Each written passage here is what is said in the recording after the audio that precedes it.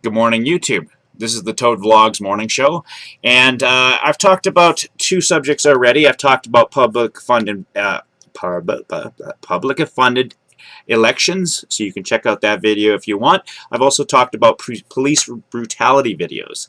Please check out that video.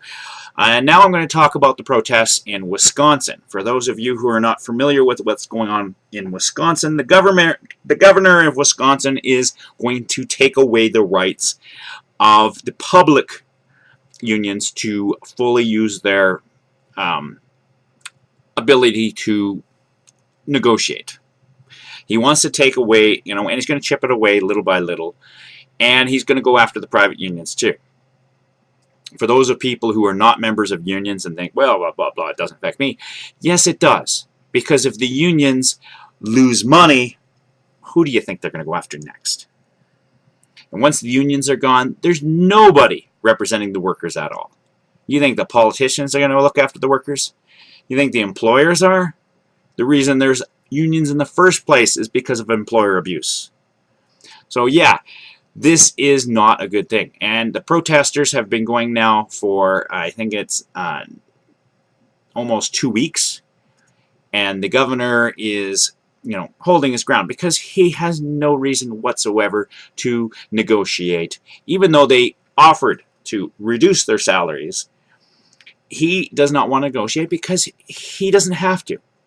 Unless the voters of Wisconsin speak up and scare the hell out of him, he's going to hold his ground because he has nothing better to do than bust union people for his owners.